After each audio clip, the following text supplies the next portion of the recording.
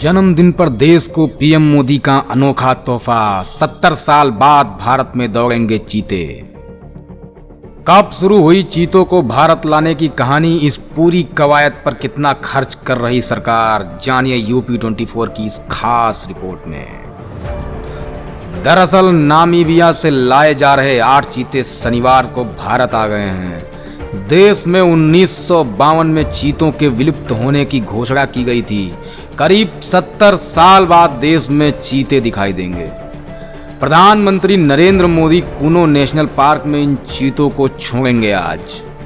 ये चीते कैसे भारत लाए गए, भारत लाए जाने के बाद इन्हें कैसे रखा जाएगा और चीतों को भारत लाने की कहानी कब शुरू हुई, इस पूरी कवायद में कितना खर्च आया, ये भी हम आपको बताएंगे। बस बने रहिए इस वीडियो के साथ। दरअसल नामीबिया से लाए जा रहे 8 चीते शनिवार को भारत आ गए हैं। देश में 1952 में चीतों के विलुप्त होने की घोषणा की गई थी। करीब 70 साल बाद देश में चीते दिखाई देंगे।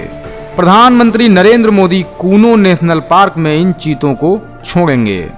ये चीते भारत कैसे लाए गए, भारत लाए जाने के बाद इन्हें कैसे रखा जाएगा, चीतों को भारत लाने की कहानी कब शुरू हुई, इस पूरी कवायद में कितना खर्च आया, हम आपको ये भी बताएंगे। 5 मादा और 3 नर चीतों को लेकर विमान ने नामीबिया की राजधानी होशिया से उड़ान भरी है। मॉडिफाइड बोइंग 747 विमान से लाए गए इन चीतों में रेडियो कॉलर भी लगाए हुए हैं। नामीबिया से भारत लाने के लिए विमान में 114 centimetre into 118 centimetre into 84 centimetre माप वाले पिंजरे बनाए गए थे। करीब 8000 किलोमीटर की यात्रा करके ये चीते शनिवार सुबह ग्वालियर में उतरे। ग्वालियर में इन्हें विशेष चिनूक हेलीकॉप्टर से मध्य प्रदेश के कूनो नेशनल पार्क लाया जाएगा, जहां प्रधानमंत्री नरेंद्र मोदी इनमें से 3 चीतों को वहां बनाए गए विशेष बाड़ों में छोड़ देंगे।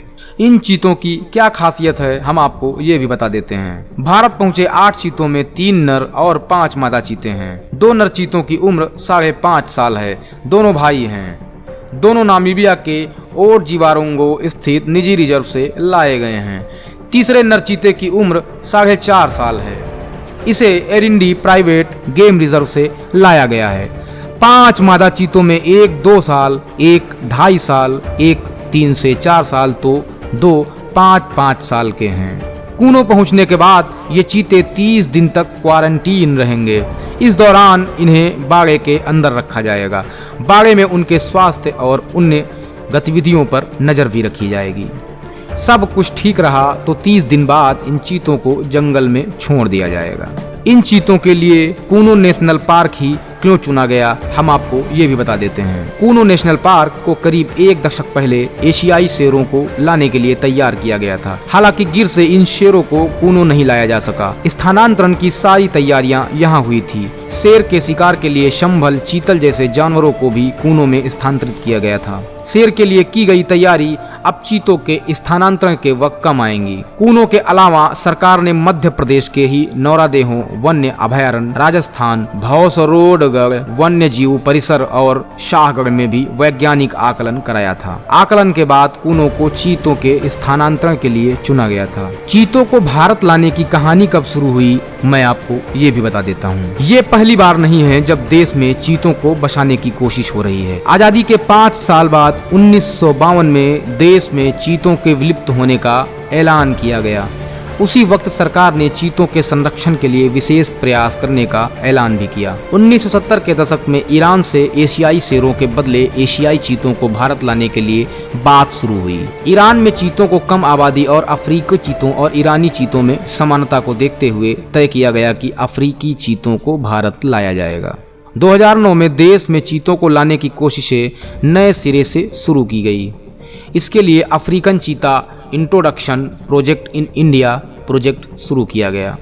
2010 से 2012 के दौरान देश के 10 वन्य अभयारण्यों का सर्वेक्षण किया गया। इसके बाद मध्य प्रदेश के कूनो नेशनल पार्क को चीतों के लिए चयनित किया गया था। इस पूरी कवायद में कितना खर्च आया, ये मैं आपको बता देता हूँ। फरवरी 2022 में सरकार ने लोकसभा में जानकारी दी कि चीता प्रोजेक्ट के लिए 2021 से 2022 से 2026 तक के लिए 38.70 करोड़ रुपए का बजट आवंटित किया गया है। इन चीतों को इसी प्रोजेक्ट के तहत भारत लाया जा रहा है। Bureau report UP 24।